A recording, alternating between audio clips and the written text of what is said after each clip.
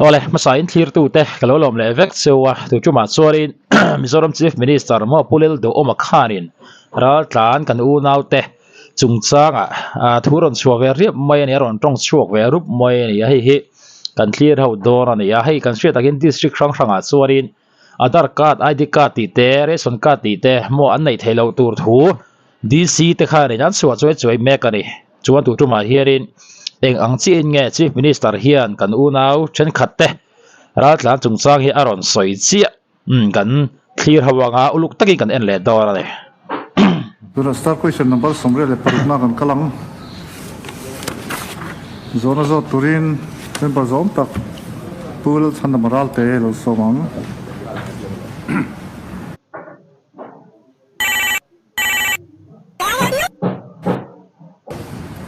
Speaker, start question somre le paruna GAD changtu minister min chana tan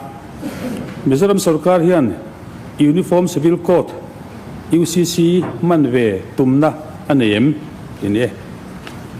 chang turin GAD minister chief minister ni bok pulal do me lo somang Speaker chana chu Mizoram Sorkar hian UCC man tumna nei lo tiani le zobel na zo turin zo no nei tu pulal san maral te lo somang Speaker manve tumna nei lo thu kan donga lo khop maya chu tirwa chang kan zo bel du na chu India rama state pani goa le Uttarakhand ten tu na hian an state assembly ten an pa sa man turin ti meka keini hi nakina parliament hian lo pa sin min impose tum ta selangin memorandum of settlement article 371G kan nei khan hei hi manglo turin min chan thei do nem article 371G khan no act of parliament applies to Mizoram in the areas of religion or social practice, Mizo customary law and procedure and administration of civil and criminal justice. Ti kha oma khami mang khan mi achan thei do nem pani na nikum December sang ni somni le pali khan protected area permit PAP kan ti kum som pali zet li ni to kha Central Sorkarin Mizoram tele Manipur Nagaland te man turin aron impose thar le a hebi Chungchang-ah hian Mizoram Sorkarin enge angai dan kan state then om te chuanin an ri aka an do dala Mizoram hian do dana adei ve to em pathumna free movement regime FMR kan ti kan then om abi takin Myanmar kan u nau te nen kan in kalpo na hun rei tak kan kalphunga kan lo nei thin te India Sorkar in ron tidang lama voin nia identity proof te le kal thei chin te po anti toita kha hian Mizoram Sorkar in hemi Chungchang-ah hian enge angai dan Central Sorkara Mizoram Sorkar ngai dan athen to em kan then om Nagaland te chuanin all party meeting te nein delegation te Union Home Minister ne na heng thil hi soiturin in siam an tum mek la hian Mizoram Sorkar hian nam himna tar enge ngai to na nei ti ka zote zobel zo turin member zon tak pura bot do moi roi te lo somang Speaker kalome kan house leader le kan chief minister zon tak GAD minister nibok chana ta na ka zo belna chu hi ni e pakhatna chuan tun nai dewa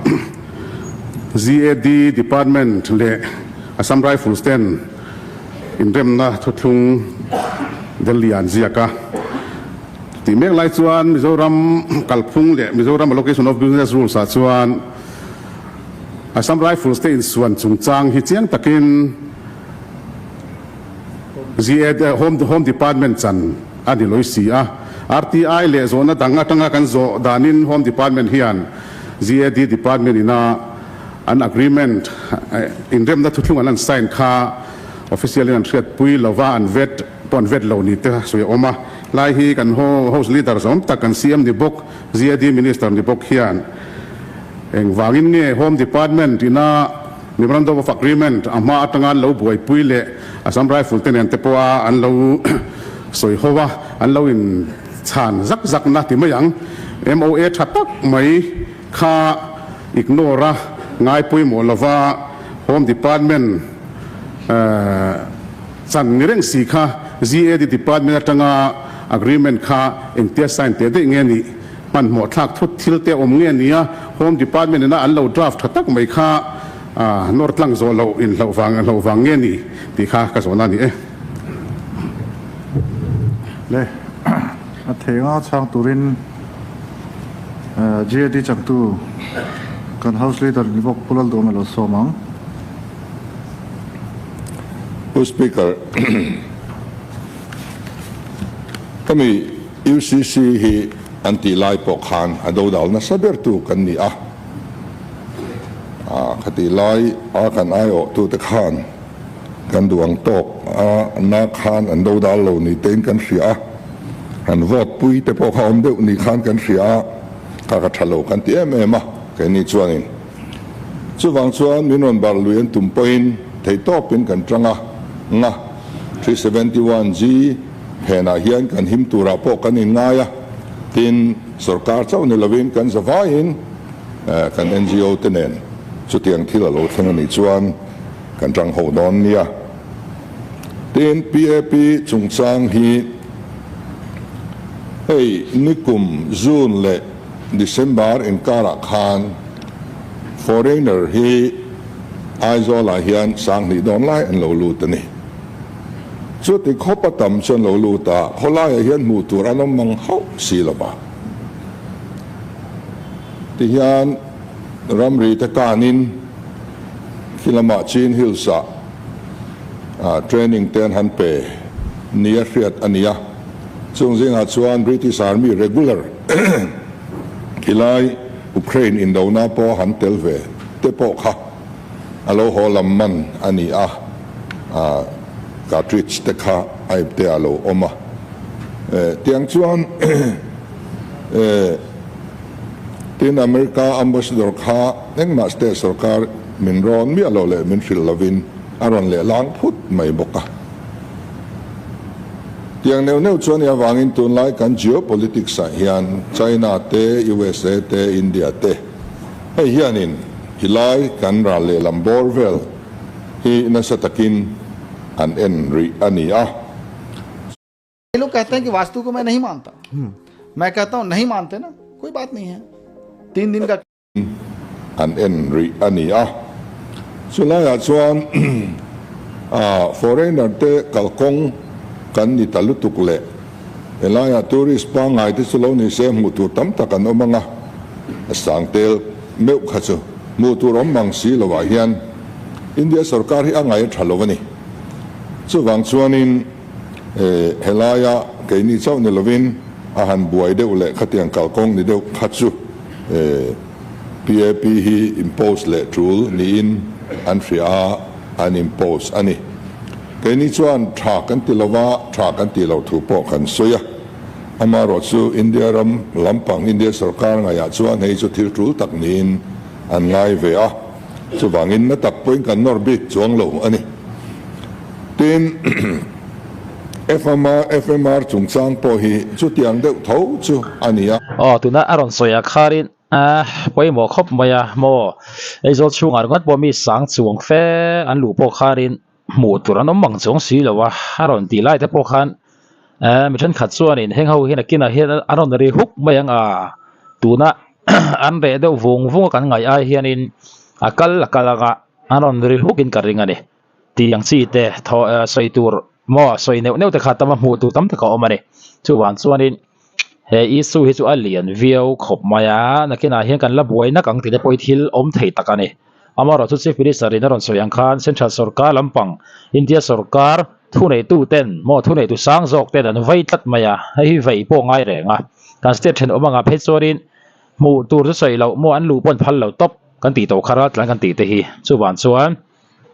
Mizoram sarkar thu nei na pia lampang an chet chuanin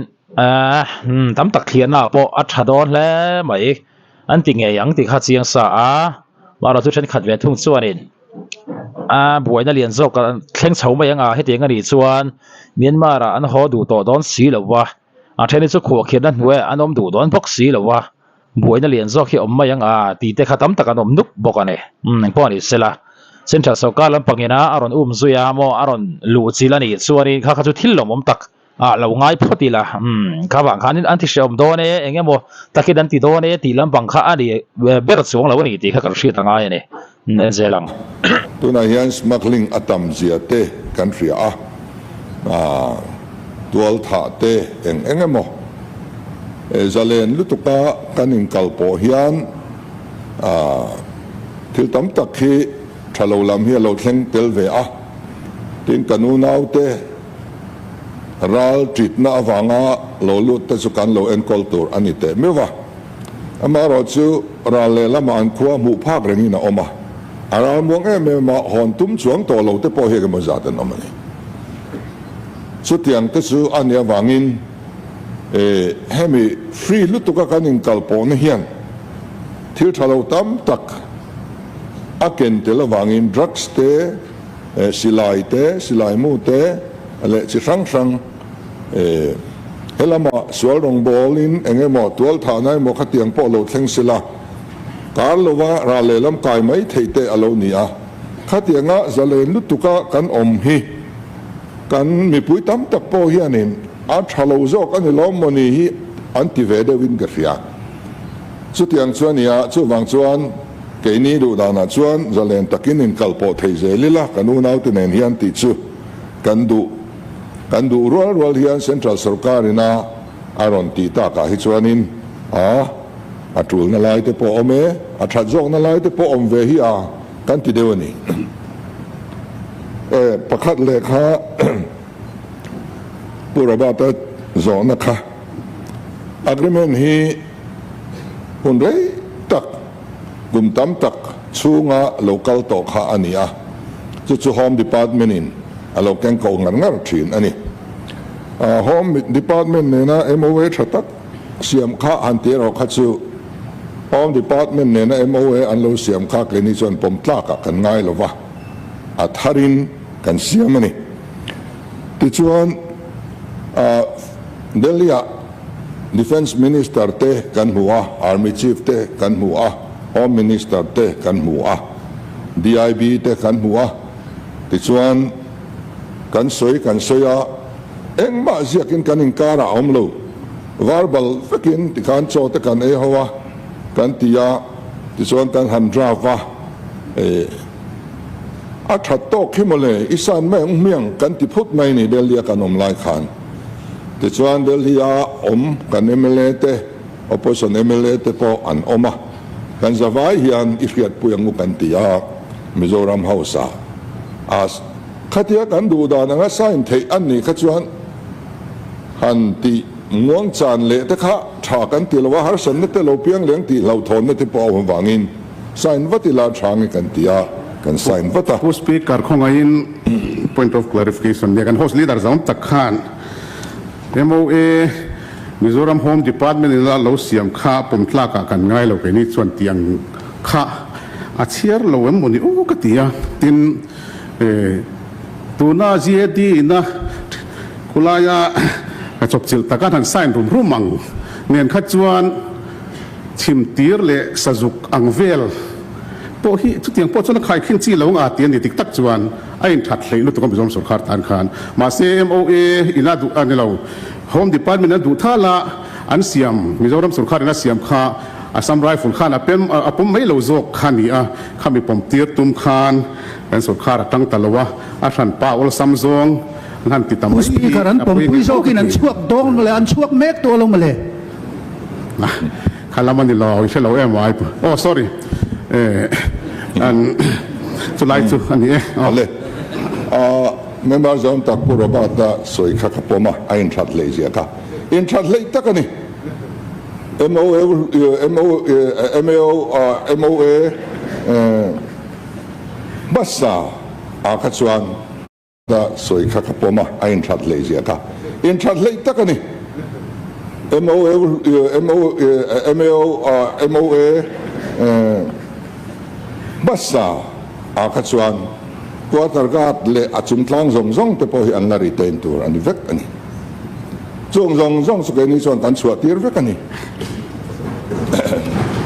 chu wang chuan ama sa ka chu pom tla ka kan ngai lova sarkar ma sa po khan pura pa da chu ngoi ta dak mai eng poni se pu du mai chun ngam lo tlang pui thi na ro kan muat po khan na ya han ti viau hin tu ma na chun ti viau hei thei thin lo ni an sei tak tak he zonin aron clear war zel box ya mo chiang kal thi na chu wang chuanin kan chief minister hi chu tong kam ta hi thiam tro kom bung ro la nei tha ni poni se ram tan thil thatu ran ngai tu ani tia khanin han ngai mai la ha dam thak hen kri heta kal to te mo sarkar liam chi te na an thil lo ti to tam ta kan chun zom lo te ai thazo king kan ti do an tiang chi te po karon soi fia teng khani pum om tak mo that chu kan ti le nge thri na ni ti kha a chi nga ni heng po ni se kan ngai thaze langa ni china ron soi mo fma chungchang te po kha poi bo khop boi ha kha Mizoram sarkar tan chung kan unau ten nia han ti viau hi ti kha olang maro chu central lampang atanga ron che ni chuarin lo yes kha arem le viau thung si ni kha kan unau te huat wang ani le chuang me lo poni se kan enzel phodang apom kan ti chuang lova in biang na kha akal me ka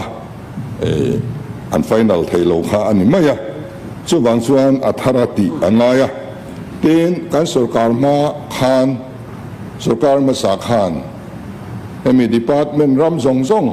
ram hrim hi sarkar ram kan han ti bi ka hi zedi ku ta alo da to ni chu wang chuan tu na hianin centralize ania department ina mun ma an nei ang zong hi an lu chuan zalen takin in kalpo thei zelila kanunau te nen hian ti chu kandu rual hian central sarkar ina aron ti ta ka hi chuanin atul na lai te po ome athajok na lai te po om ve hi kan ti dewani khalai kha tam takin kan lo ngai koi liang ti hla oma mo ke ni sarkari la MNF su ni se amo congress ministry la chu ni se heting henan ti lawang bole kan unau te lo man ni ti lo la koi nang chi kha